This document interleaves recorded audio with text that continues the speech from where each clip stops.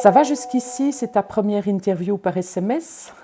Ah oui, ça je peux dire que c'est la première et ça va. Et je suis... Faut que je le tienne et appuyer, donc ça va pas être très facile. Hein. Mais je ne sais pas comment je dois lui envoyer. Tout ça, franchement, c'est pas clair. Tu nous présentes tes chiens. C'est quoi le truc qui te saoule dans la vie? T'aimes bien cuisiner? Tu as une BFF en politique. Pourquoi tu fais de la politique alors que tout le monde déteste les politiques? Est-ce que tu veux un café? Salut Vanessa, comment ça va ce matin? Tu dois bien te douter que je vais à moitié bien parce que c'est un exercice qui est difficile pour moi parce qu'il est lié à une image et que j'ai surtout pas envie de renvoyer une image d'une politique légère, superficielle. Et donc voilà, ça va, je suis de bonne humeur, mais un peu stressée. Tu nous présentes tes chiens, pourquoi tu les aimes? Mais j'ai donc deux femelles Terre-Neuve. La plus jeune s'appelle Cara, la plus âgée s'appelle Naya. Les chiens, c'est très apaisant et comme je dis souvent à mes enfants, au moins elles se lèvent encore quand je rentre tard le soir et elles sont contentes de me voir, ce qui ne peut parfois pas être toujours le cas des adolescents. Oui, c'était gentil fille. Ouh là là, c'était gentil fille. C'est quoi le truc qui te saoule dans la vie? Je ne sais pas si j'ai assez de temps en fait, mais je déteste la médiocrité, l'hypocrisie et les postures. Ça me saoule de voir dans le monde politique des gens qui passent leur temps à essayer de paraître plutôt que d'être. Je déteste d'attaquer les autres pour le fait de les attaquer. Alors ça ne veut pas dire qu'à un moment donné, je ne dois pas critiquer un certain nombre de positions qui sont énoncées, mais je supporte pas de critiquer les gens pour le principe et surtout de ne pas être dans l'authenticité.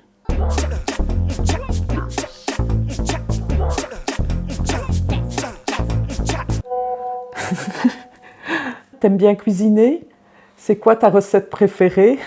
Donc c'est vraiment quelqu'un qui ne me connaît pas bien du tout ou qui fait exprès pour me taquiner peut-être. Mais je ne sais pas cuisiner. Je n'aime pas de cuisiner. Je suis en régime quasi permanent depuis 30 ans certainement. Et donc je n'aime pas de cuisiner. J'ai l'impression de perdre du temps quand je cuisine. Le top menu pour moi c'est des croquettes de crevettes en entrée, un steak béarnaise en plat et une dame blanche comme dessert. Ça, on est au top avec ça. Tu as une BFF en politique, c'est qui et pourquoi? C'est Best Friend Forever. Ah.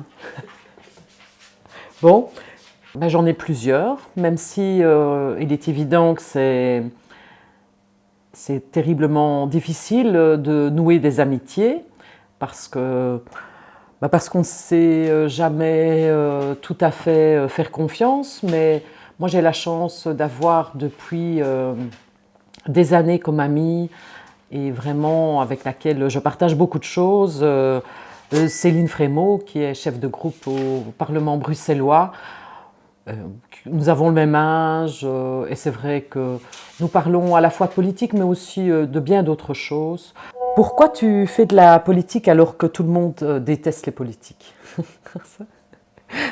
Ça, c'est une très bonne question. Une très très bonne question. Les gens sont terriblement déçus, ont beaucoup de méfiance par rapport aux politiques.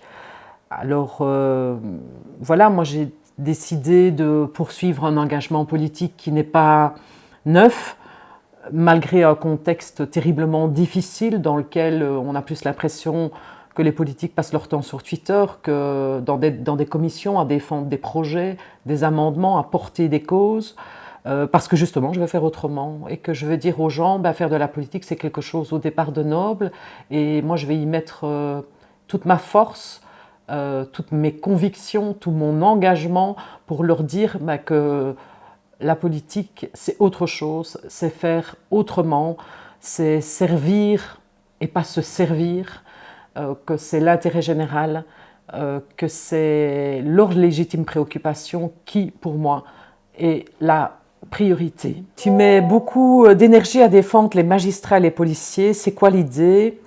Tu as des PV à faire sauter? Je mets effectivement beaucoup d'énergie, et ce depuis de nombreuses années, à défendre la police et la justice, parce que ce sont des secteurs qui ont été terriblement maltraités par les gouvernements successifs, sur lesquels on a fait énormément d'économies. Et sur lesquels il manque terriblement personnel. Il manque 260 magistrats sur le territoire, il manque 3600 policiers actuellement. Il faut rendre ces lettres de noblesse à la police et à la justice, mais aussi rendre confiance aux citoyens qui ont aussi perdu confiance dans les deux institutions. Les citoyens n'ont pas l'impression qu'on les entend et qu'on les écoute au niveau de la justice et de la police. C'est pour cette raison qu'on a voulu, avec Maxime Prévost, élaborer une stratégie justice-sécurité qui ne sont pas des petites mesurettes où on va dire tiens, on va faire un petit peu de ci, un petit peu de ça, mais qui est un vrai plan qui imagine une stratégie complète pour que la police et la justice fonctionnent et soient aussi au service du citoyen, parce que quand il n'y a pas de justice et de sécurité, il n'y a pas d'état de droit. C'est très bien. Tu veux un cougnou? Tu diras que tu es venu à Lille, que tu as eu de bons cafés et des cougnous. Tu partages avec nous un truc qu'on ne sait pas sur toi.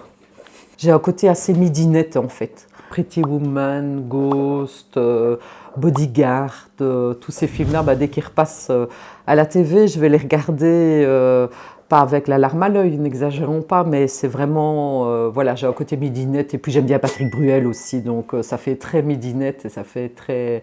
Patrick, t'es vraiment sûr qu'on n'y gagnerait pas à remplacer les hommes politiques par une intelligence artificielle?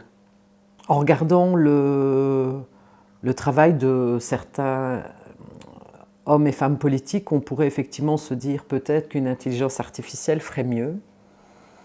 Mais c'est aussi une forme de tendance qu'il y a maintenant de se dire que les politiques, au fond, on mettrait un super haut fonctionnaire pour faire le job, ou, voilà, moyen moderne, une intelligence artificielle, ça ferait le job. C'est parce que la classe politique est déconsidérée, parce que la fonction politique est déconsidérée, qu'on pourrait imaginer cela. Or, faire de la politique, c'est faire des choix, c'est avoir un engagement. Et donc ça, l'intelligence artificielle, elle aura des questions, des réponses toutes faites à des questions, mais elle ne pourra pas non plus être en empathie avec les gens, parce que c'est ça dont les gens ont besoin aussi. On a tous besoin d'être reconnus dans soit les difficultés qu'on traverse, mais aussi dans ce qu'on a fait de bien.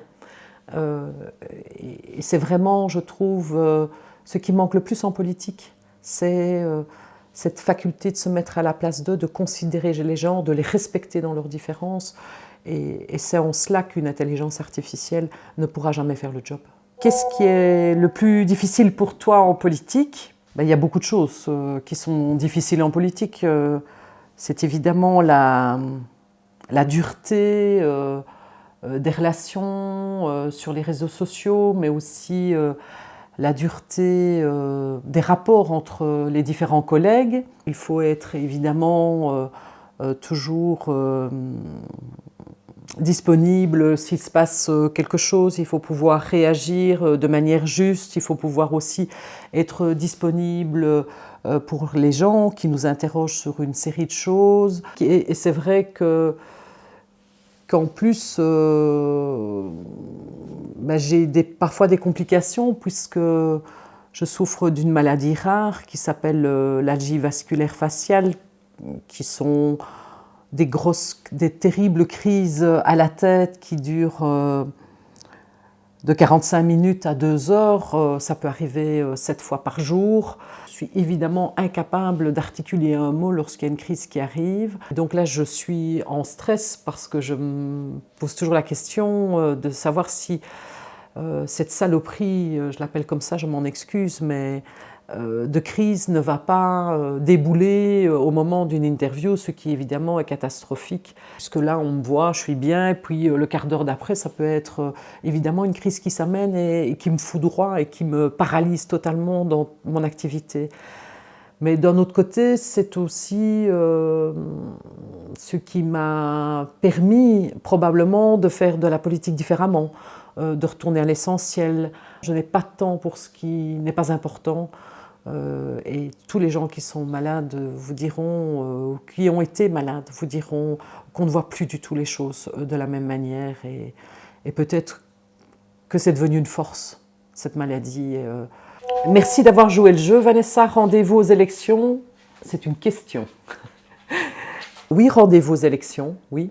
En juin 2024, je serai présente comme tête de liste à la Chambre sur la province de Liège. J'ai horreur de parler de campagne électorale parce que les campagnes électorales, ça veut dire que d'un coup on se mobilise. J'ai souvent dit que ce n'est pas la veille des examens qu'on étudie.